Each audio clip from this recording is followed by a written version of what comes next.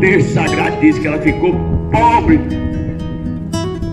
Tudo que ela tinha gastou com os médicos, mas em vez de melhorar, ela piorava sempre mais e mais.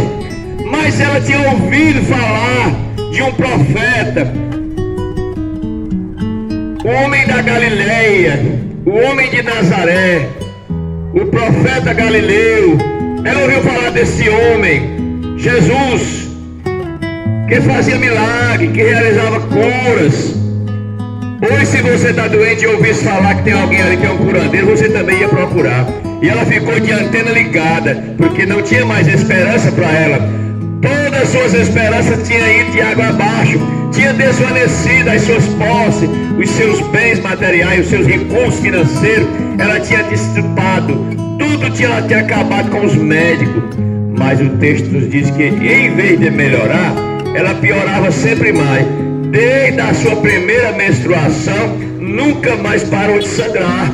Ela tinha um vazamento, hemorragia interna constante. A mulher era pálida, era sem sangue, era uma pessoa desanimada, e ainda assim ela era proibida de estar no meio do povo, porque era tida como imunda, e a lei proibia uma pessoa dessa estar convivendo com a sociedade.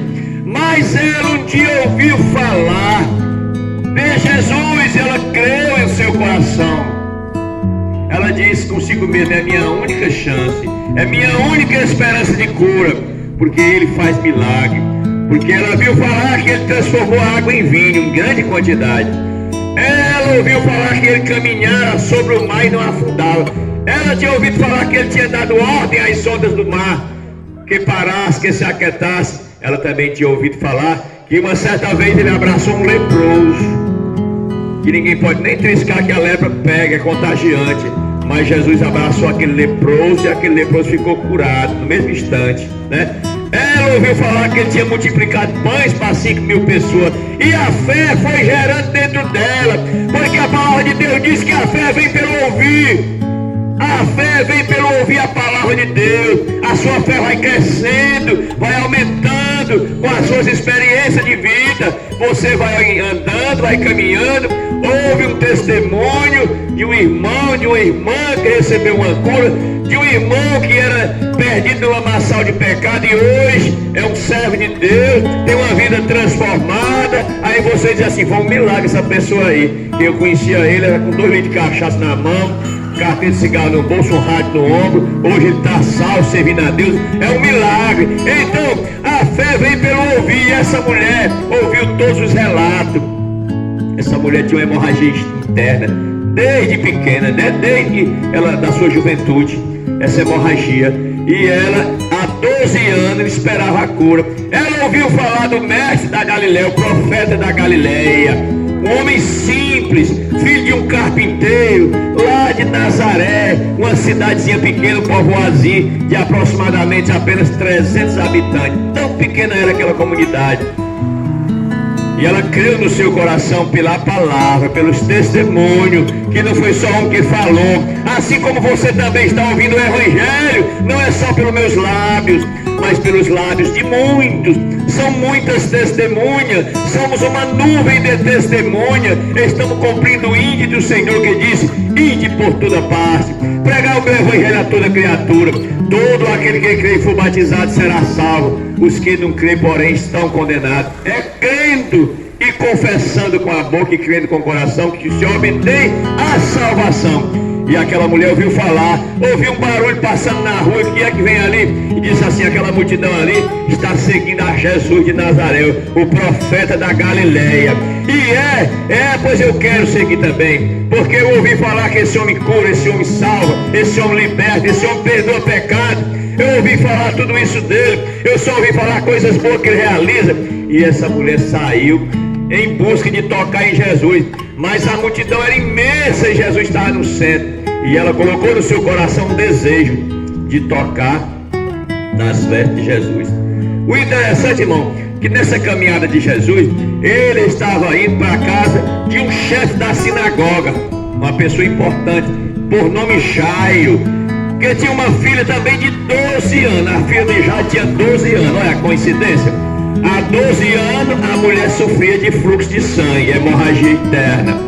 E Jairo tinha uma filha de 12 anos que estava acometida de um mal, que estava à morte, ou seja, já tinha até morrido, né?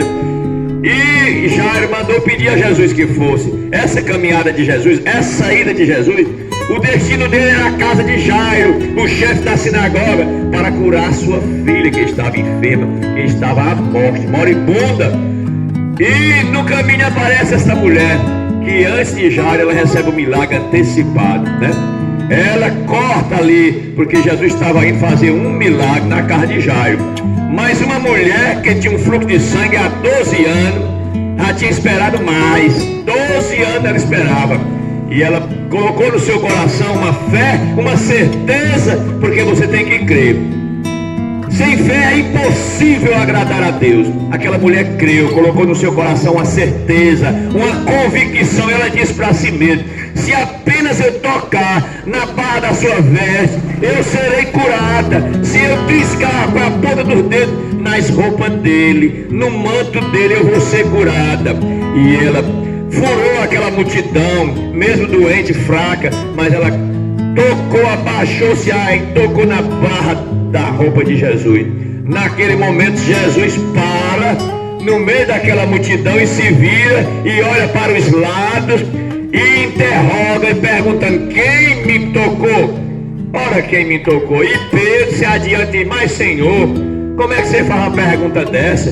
No meio de uma multidão, que todo mundo vai tocando em tudo, te apertando de todos os lados, e o Senhor pergunta quem foi que te tocou? Essa multidão inteira está triscando em ti, está tocando. Ele disse: não, mas uma pessoa tocou em mim com fé.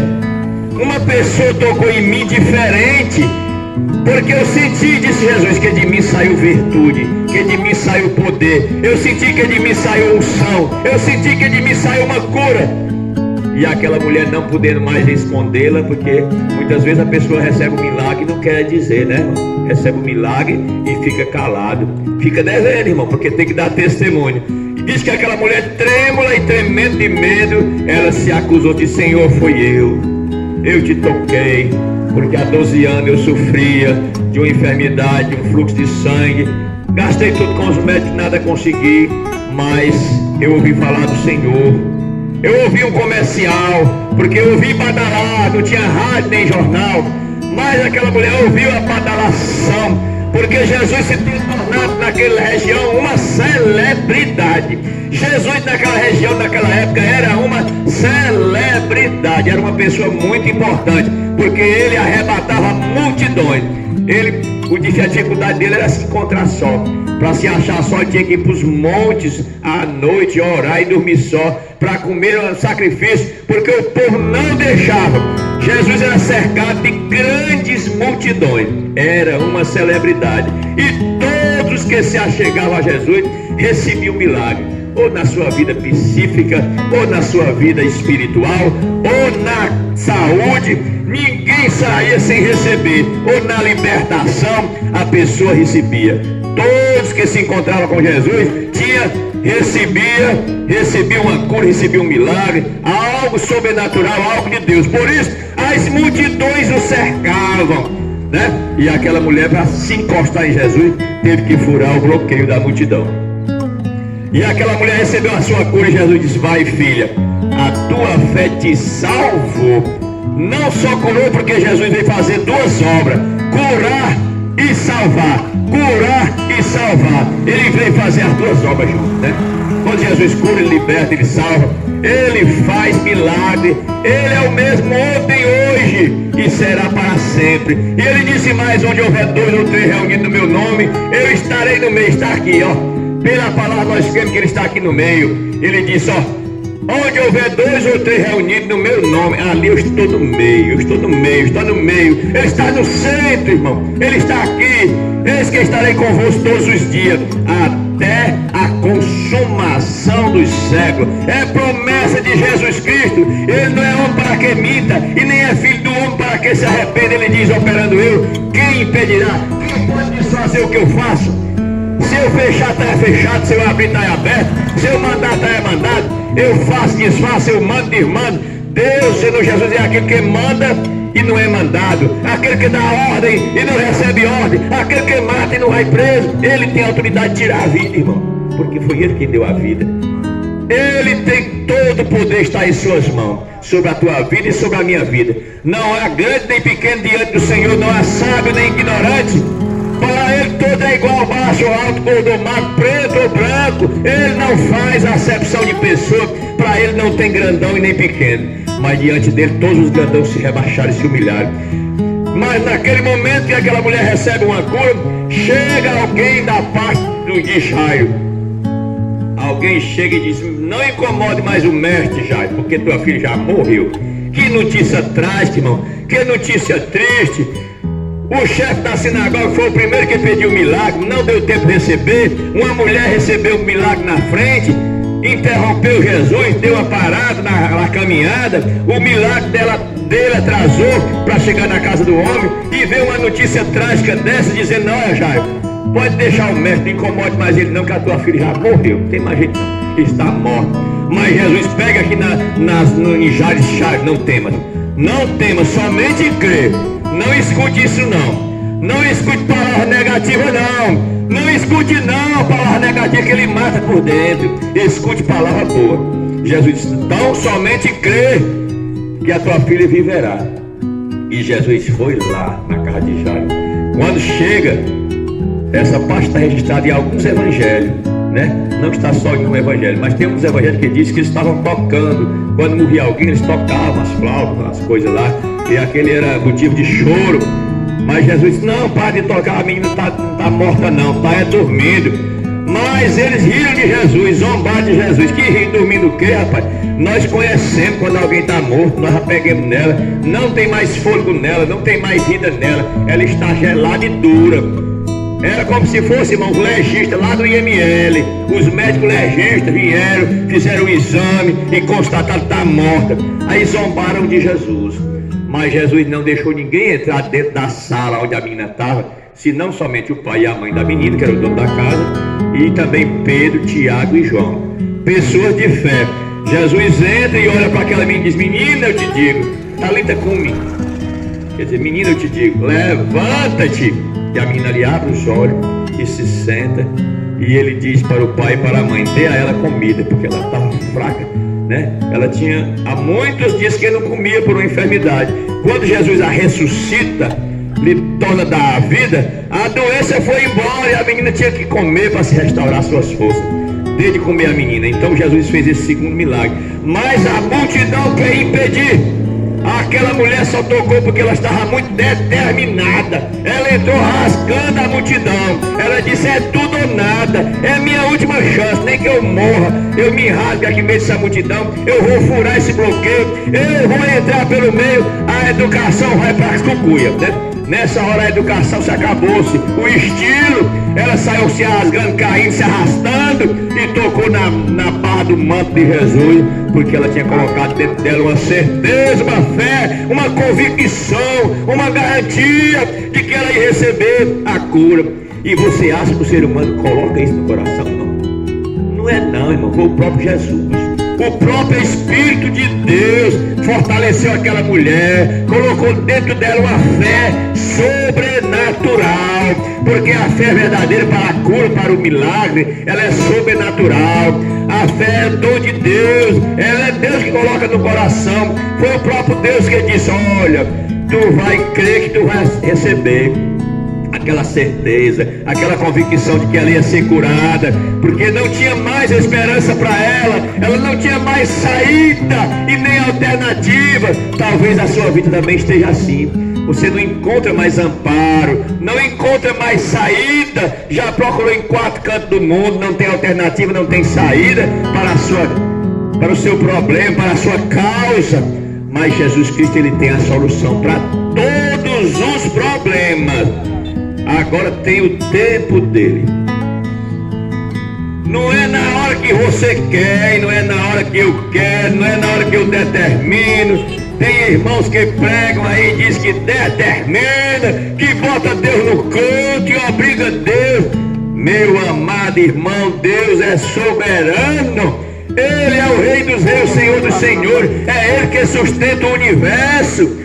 Todas as coisas estão sustentadas pela palavra do seu poder, pelo poder da sua palavra. Ele conhece as estrelas, cada uma, e deu nome a cada uma, e chama cada uma pelo nome. Ele conhece cada habitante do planeta, esses 8 bilhões de pessoas que estão vivas, e sabe quantos cabelos tem na cabeça de cada um, e precisa dar baixa cada manhã, né? Porque você penteia o cabelo, cai 10, cai 20 cabelos, arranca uns, né? Nasce outro, mas ele sabe a quantia certa todo dia, sem precisar calcular, sem precisar somar. Ele é o conhecedor de todas as coisas. Ele sabe do teu passado, ele sabe do teu presente, ele sabe do teu futuro. Portanto, busque esse Deus para a tua vida, porque Ele é nosso Pai, é Ele que nos dá a vida. A nossa vida está em suas mãos. Nós vivemos e caminhamos porque Ele permite. No momento que Ele disser acabou, acabou. No momento que Ele pedir conta, acabou. A Bíblia fala de um homem que produziu muito na sua terra e ele não sabia o que fazer com os frutos, e construiu celeiros maiores, e botou, atupetou de tudo, encheu de tudo, e aí deitou-se e falou para si, ele consigo mesmo. Você já conversou consigo mesmo? Às vezes o ser humano conversa consigo mesmo, né? Conversando aqui com meus botões, pensando aqui comigo mesmo. Você se deita, aí começa a meditar. Eu sou o cara, realmente eu, né? Tal e tal. Aí aquele cara também chegou nesse ponto, falou de si para si mesmo: alma, tu tem muitos bens para muitos anos, acumulados, riquezas, né? Provisões. Agora, alma, come, folga, bebe, descansa, come, bebe, folga. Vai curtir, rapaz, tu tem muita riqueza, vai ganhar aí. Agora eu vou, né, me deleitar, vou me esbaldar em cima disso aqui.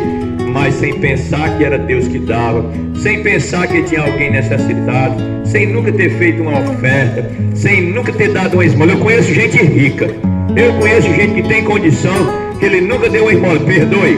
Perdoe. Eu só digo essa palavra, irmão, perdoe. Me deu uma esmola, pelo amor de Deus, perdoe. Perdoe como, rapaz? Esse negócio dele é fome, necessidade. Perdoe. Eu conheço gente que não dá uma esmola a ninguém.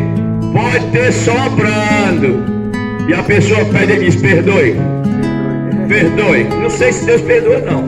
Nem a pessoa também não, sai com raiva, né? Mas meu amado irmão, aquele homem achava que não devia nada a Deus nem a ninguém, e disse consigo para si mesmo: alma, tu tem muitos bens para muitos anos. Folga, come, bebe, folga, descansa. Vai te curtir, vai divertir. Mas do céu uma voz bradou lá de cima, aquele que tem todo o poder, o dono da vida. Ele diz: olha, louco, hoje vão te pedir a tua alma. Vai ter que devolver aquilo que não é teu. E aquilo que tu preparou, aqueles celeiros abarrotados, para quem não ficar? Para quem quiser, para quem tiver mais perto. Se o cara não tiver família nenhuma, aí é dado com a entidade de caridade, né? Tudo é distribuído pelo governo. Se ele não tiver um sobrinho, um pai, uma mãe, um filho, um irmão, um tio, nem um parente, porque tem gente que não tem parente não. Aí se acabando, pouco fica só ele, olha para trás. Não tem pai, não tem mãe, não tem irmão, não tem mulher, não tem filho, não tem sobrinho, não tem nada. Quem não tem irmão não tem sobrinho, né? Não pode ter. E assim vai. E não criou ninguém, e aí se acaba sozinho. Aí quando ele morre não tem dono não. É quem pegar primeiro. Nem casa que pode repartir. Mas Deus disse: louco, hoje te pedirão tua alma. Porque Deus sabe todas as coisas. E o que tu preparou? Para quem será? Pense nisso, amado irmão. Medite nessas coisas. Essas são palavras da Bíblia. São palavras que foram proferidas pelos santos lábios de Jesus, pelos santos e sagrados lábios do Senhor Jesus. E a palavra de Jesus, ela tem poder, ela prevalece. Jesus fez parábola com coisas duradouras e permanentes. As parábolas de Jesus, ele usava coisas que hoje não existem. Há 2000 anos atrás ele fez uma parábola sobre a luz. Hoje a luz é tão necessária ainda. Ele fez uma parábola sobre o sal. Todo país usa sal, pode ser qualquer língua do mundo, eles usam sal. Ainda hoje, é uma coisa tão simples, tão barata, mas todo mundo ainda usa sal. As parábolas que Jesus faz são de coisas permanentes e eternas. Ele fez a parábola do semeador, irmãos Anel. Ainda hoje se semeia, se planta, se colhe. As coisas que Jesus falou são coisas eternas. Em todas as nações se usa sal. Ah, lá na China ninguém usa sal, não. Não, lá ninguém usa sal. Toda nação do mundo tem que usar o sal. E a luz, ninguém quer andar no escuro.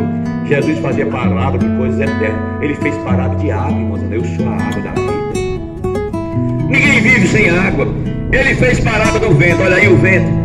Sopra onde quer, ouve-se a sua voz, o seu barulho. Ninguém sabe de onde ele vem esse vento, nem para onde ele vai, mas ele existe. Eu não vejo ele, mas eu vejo a sua ação. Olha aqui, ele rebolando esses galhos aqui. Olha aqui, eu estou sentindo ele tocando na minha pele. Apesar de que eu não vejo ele, ele não tem, ninguém pode pegar no vento, mas ele existe e é real. Assim Jesus falou a todo aquele que nasce do Espírito de Deus. Deus sopra onde quer, Deus sopra onde quer, em qualquer lugar. Deus sopra lá dentro do prostíbulo, lá no cabaré, lá na boate. Deus sopra ali na prostituta, lá na boate, no prostíbulo, e aquela mulher se converte. Deus sopra no salão de dança, a pessoa dançando. Ele sopra onde quer.